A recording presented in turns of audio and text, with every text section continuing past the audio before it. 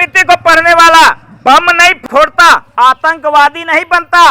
मनुस्मृति को पढ़ने वाला जो होता है वो गुरुकुल चलाता है, विद्यालय खोलता है, हॉस्पिटल खोलता है, ब्लड डोनेशन करता है, सफाई अभियान चलाता है और वृक्षारोपण का काम करता है। लेकिन जिस पुस्तक को पढ़ने के बाद लोग आतंकवादी बन रहे हैं, लब जिहाद कर रहे हैं, बम बांधकर फट रहे हैं, उस किताब की तो ये नेता महिमा मंडल करते हैं, उसकी तारीफ करते हैं। और जिस मनुस्मृति को पढ़ने वाला देश में भाईचारा निभाता है, अरे मनुस्मृति को पढ़ने वाला ही आज रविदास जी को पूजते हैं, वाल्मीकि को पूजते हैं, उनके द्वारा लिखे ग्रंथों का सम्मान करते हैं। वो जाति देखकर नहीं करते। और मनुस्मृति को पढ़ने वाला अपनी जाति के रावण को जलाते हैं। अगर जातिवाद होता तो ब्राह्मण अपने जाति रावण को न जलाते। अगर जातिवाद होता तो आज ब्राह्मण दलितों के द्वारा लिखे गए वेद और शास्त्र को, जो वाल्मीकि जी जो दलित हैं उनके द्वारा लिखे गए वेद को नहीं पढ़ते, उनको भगवान की तरह नहीं पूजते। संत रविदास के जो शिष्य थे वो क्षत्रिय थे।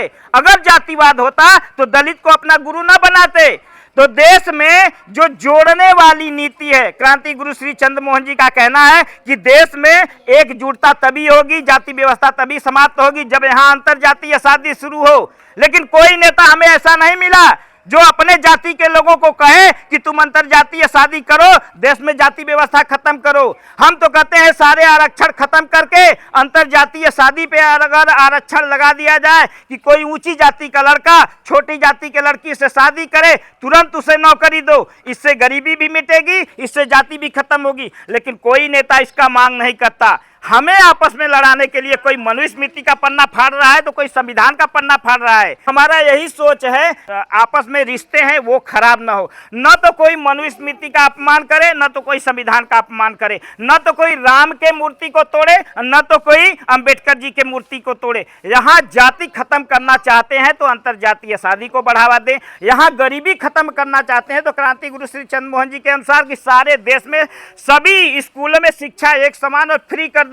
राशन भले 5 किलो की बजाय 4 किलो दो, लेकिन अमीरों के बच्चों की तरह शिक्षा गरीबों के बच्चों को दो, तब गरीबी मिटेगी। लेकिन ये नेता सारे गरीबों के बच्चे इसमें नशे में लिप्त हैं। कोई नेता ये नहीं कहता कि हमारे जाति के लोग नशा न करें, हमारे जाति के लोग नशे से बाहर न निकले, बल्कि जब वोट आता है, चुनाव आता है तो अपने ही जाति के नेता अपने ही जाति के युवाओं को नशे में धकेलते हैं, नशा पिलाते हैं और खुद उसी जाति का मसीहा बनते हैं। तो जनता को ये सोचना पड़ेगा, ये जो जातियों के अलग अलग नेता हैं अपने कुर्सी के लिए, अपने शासन सत्ता के लिए हमारे युवाओं को नशे में ढकेल कर कुर्सी पाना चाहते हैं। ये जाति खत्म नहीं करना चाहते, जाति को और मजबूत करके और नफरत फैला करके उन्हीं का मसीहा बन करके केवल अपने और अपने परिवार अपने बच्चों के लिए धन संपत्ति इकट्ठा कर रहे हैं। तो इन नेताओं के चक्कर में अपने एक गांव में सभी जातियां रहती हैं, मिलजुल कर रहती हैं, लेकिन जब से ये घटिया राजनीति आई है तब से आपस में लोग नफरत करने लगे हैं।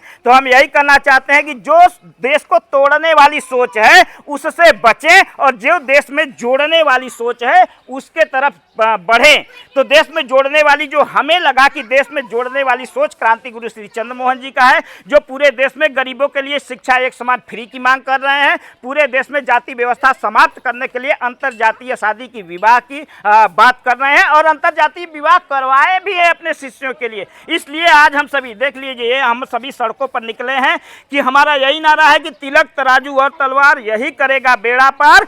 अंबेडकर जी की जय जयकार, अंबेडकरवाद को है धिक्कार, मनुवाद को जय जयकार और जातिवाद को है धिक्कार। इसी नारों के साथ आज हम सभी सड़कों पर उतरे हैं। मनुवाद को पढ़ने वाले जैसे भाईचारा निभाते हैं, भंडारे कराते हैं, जगह जगह स्कूल ये सब व्यवस्था करते हैं, तो वो और मनुवाद को पढ़ने वाले और जो नहीं उसको नहीं पढ़ते वो दरे दरे बम फोड़ते हैं, दरे दरे लब जिहाद करते हैं। जितना शोषण नशा कर रहा है और उतना शोषण तो जैसे आज नारा दिए ना तिलक तराजू और तलवार, वो लोग नारा दिए कि तिलक तराजू और तलवार इनको मारो जूते चार। अरे जितना तो ये दलित का नशा शोषण कर रहा है उतना तो शोषण ये लोग। दोस्तों हमारे साथ जो आज ढोल ताशे बजा रहे हैं ये भी दलित समाज से आते हैं। आइए हम बात करते हैं। भैया ये बतावा, आप कितना उम्र है आपके?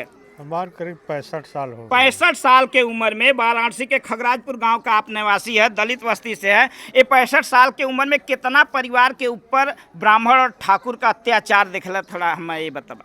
हमारे तो देखने में कोई अत्याचार नहीं है। और नशे की वजह से कितना परिवार पे अत्याचार भले, ये बताओ। नशा तो अपने परिवार को ही पीटते हैं सब पहुंच अपने ही परिवार के, जितना नशा की वजह से लोग अपने से, अपने बच्चन के, अपने बीवी के, अपने मतारी के, अपने बाप के प्रताड़ित करलन का इतना अत्याचार ठाकुर बाभन करे हुई हैं। नहीं एको परिवार ऐसा बात क्षेत्र में जौने पे ठाकुर बाभन अत्याचार करे हुए हमने हैं। देखा है कितने घरों में कला है नशे से। आपके परिवार में गांव में कितना परिवार नशे से बर्बाद हो गए? अरे आधा से ज्यादा। आधा से ज्यादा।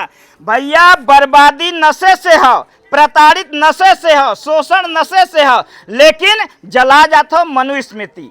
मनुस्मृति के जो पढ़े वाला है, संत रविदास जी के भी पूजत हैं, वाल्मीकि जी के भी पूजत हैं, अंबेडकर जी के भी पूजत हैं, लेकिन मनुस्मृति जला जाता। लेकिन जौन पुस्तक पढ़ के आज बम फोड़ा था, ओकर महिमा मंडल होता था। अनुवाद की जय जयकार। जातिवाद को है धिक्कार।